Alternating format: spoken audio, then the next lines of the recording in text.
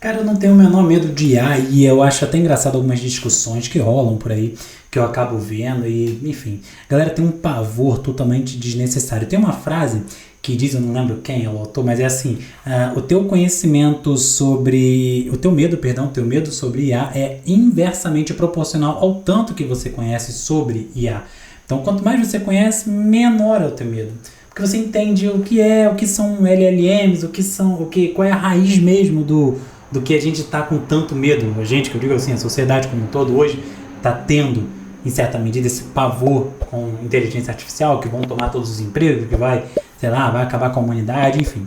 E aí, dessa forma, pensando nisso, eu realmente não tenho o menor medo e o menor receio. E elenquei algumas coisas aqui no meu caderninho para tentar trazer aqui o porquê que eu não tenho o menor medo da inteligência artificial e como eu, de alguma forma, tento me proteger do que parece um benefício, mas que no fundo não tem nada de benéfico, né? É muito pelo contrário, ele vem para poder tirar toda e qualquer capacidade que você possa ter de avanço intelectual acerca de qualquer coisa da tua vida. Você já vai entender o que eu estou falando, o que eu quero dizer com isso. Mas enfim, o primeiro ponto pelo qual eu não tenho medo da IA é por isso aqui, são livros, eu leio livros. É simples, se você se mantiver pensando, se você se mantiver buscando conhecimento, buscando aprender, buscando entender, estudando, fazendo curso, lendo livros, sei lá, isso aí faz com que você permaneça sendo um ser humano funcional. Porque o que nos difere dos animais é a nossa mente. E se você puder trabalhar a tua mente a teu favor, por que você vai ter medo de um computador? Não tem porquê. Vão ter especificações que, beleza, são coisas assim, específicas, são trabalhos específicos que você pode até talvez temer, porque seu trabalho é muito fácil ao ponto de uma IA poder fazer ele, né? Mas, se você se força minimamente, esse é o meu primeiro ponto, né? Para ler livros, isso, nesse caso, sendo bem sincero, livro de qualquer ótica, vai. Livros, porque assim, existe a discussão de que tem livros que não servem de porcaria nenhuma, assim, no mínimo, um livro vai aumentar o teu vocabulário. E aí, beleza, se você for ler livro somente para isso, a IA vai te engolir, é claro. Porque quando a gente diz que é um livro só para aumentar o vocabulário, é porque é um livro que não um livro rico, não tem densidade nenhuma, não tem nenhum aprofundamento acerca de nenhum assunto, você não vai aprender nada com ele, muito pelo contrário, no máximo você vai aprender a conhecer algumas palavrinhas novas, o que não te serve para muita coisa, a não ser falar um pouquinho melhor em público, a não ser explicar e se expressar um pouquinho melhor, que já é alguma coisa, mas a IA pode engolir você quanto a isso. Então não é esse o nosso objetivo aqui. Quando eu digo livros, são livros obviamente instrutivos, livros que vão realmente aumentar a sua inteligência.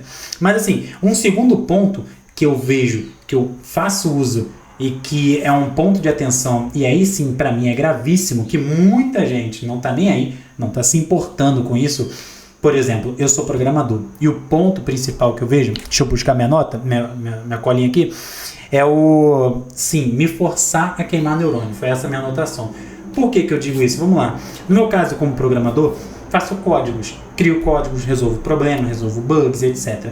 E quem é programador vai saber que se você jogar no Gemini, se você jogar no Cloud, se você jogar no GPT, enfim, um código com lag, um código legado, com alguma coisa, ele vai te trazer a resposta. E muitas das vezes vai estar 100% correto.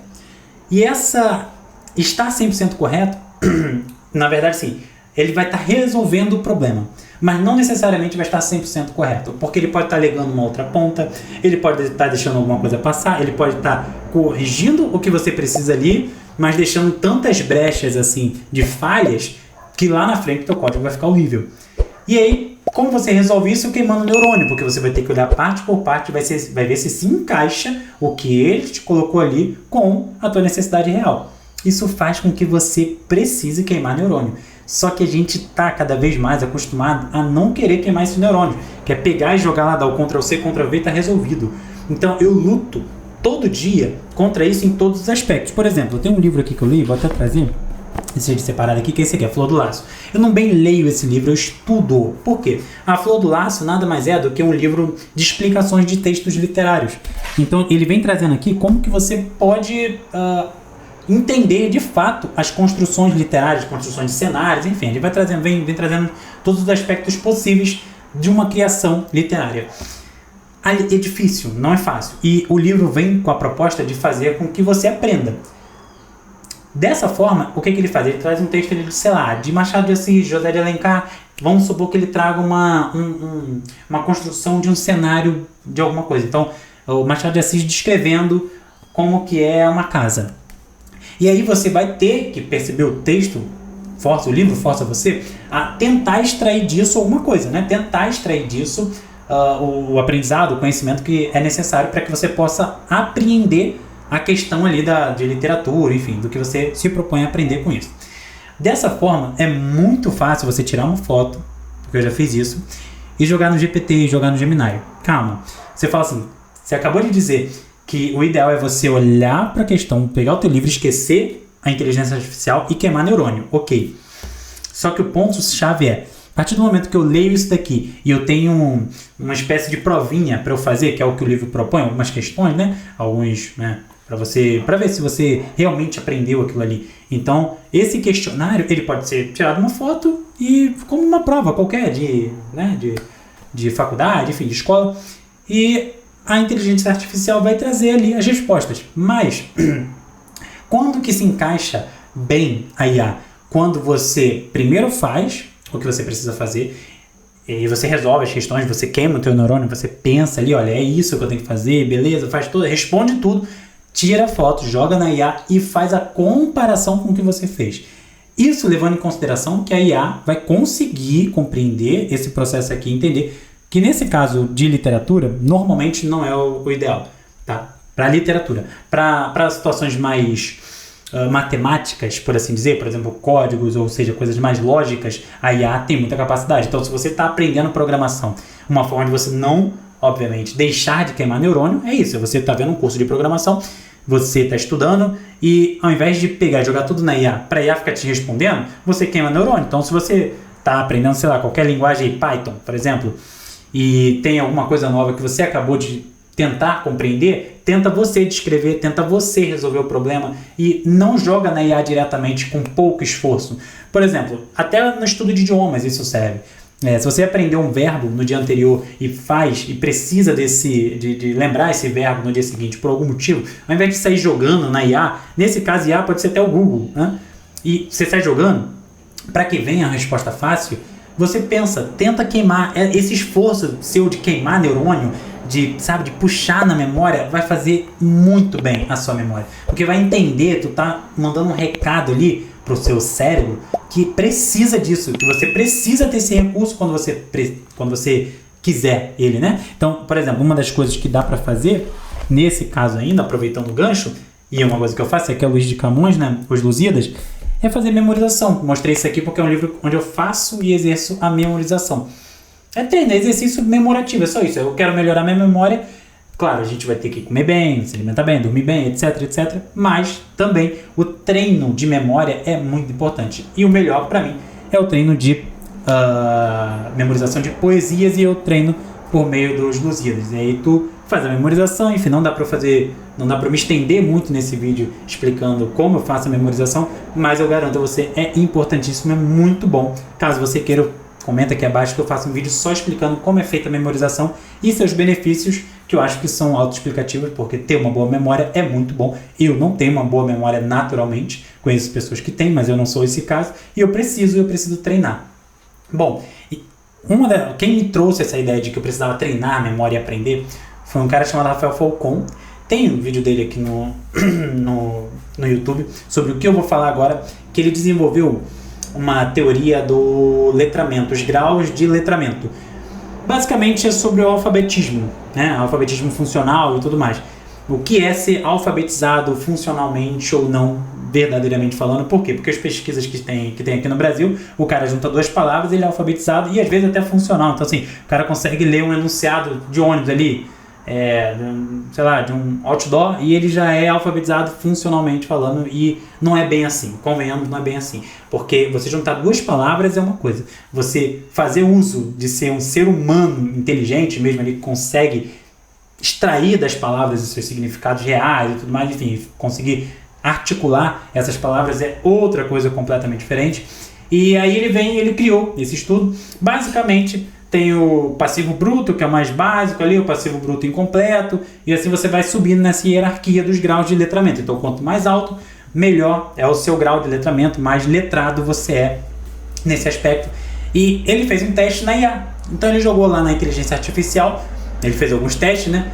Se não me engano foi no GPT mesmo, para ver o nível de, qual o grau de letramento da IA, e ele viu que era passivo bruto, porque fazer isso mesmo, fazer essa articulação, ter esse poder de pensamento, quem tem é o ser humano. A IA não tem.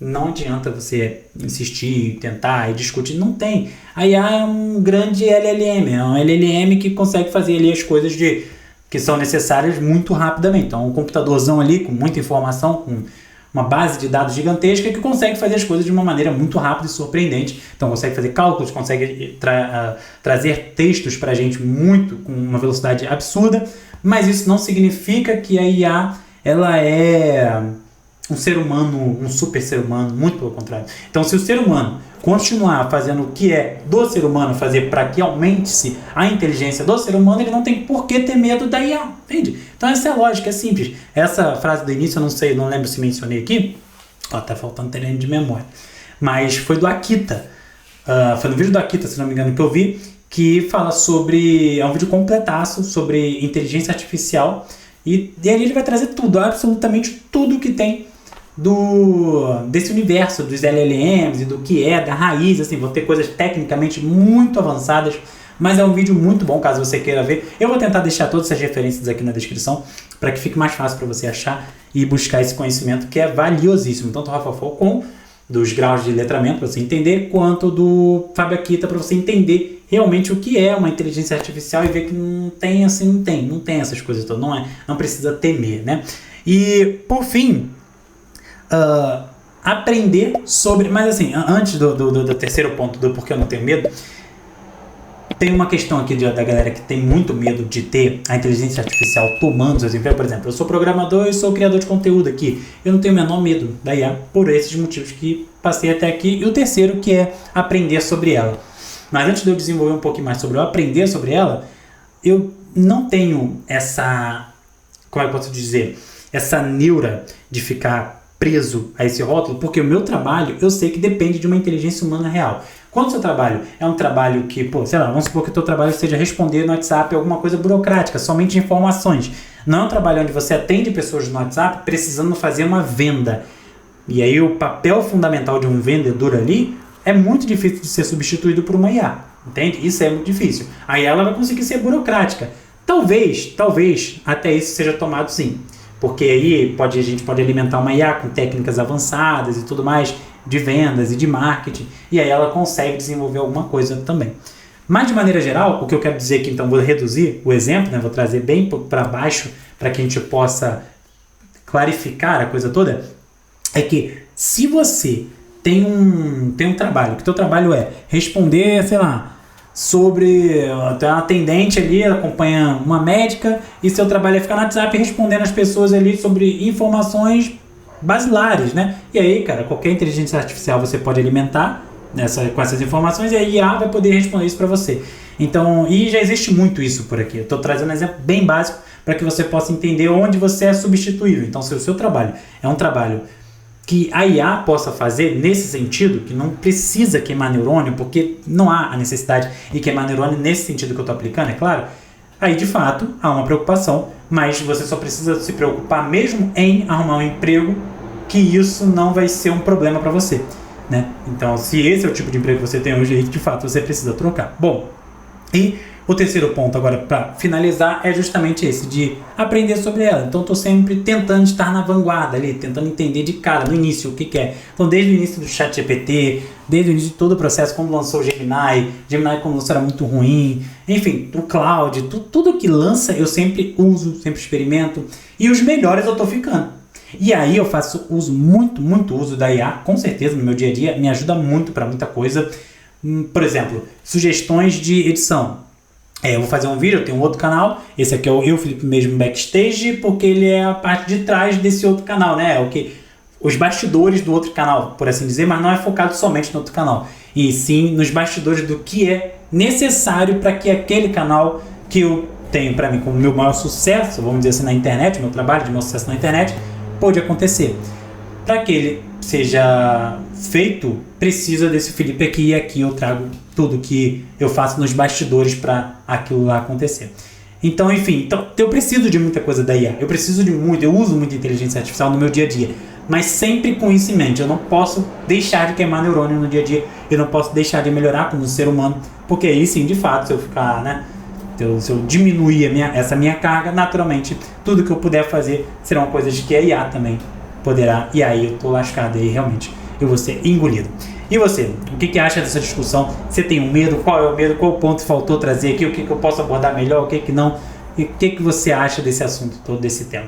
Traga aqui nos comentários e a gente conversa aqui abaixo, a gente amplia essa discussão. Muito obrigado por assistir, tchau, tchau.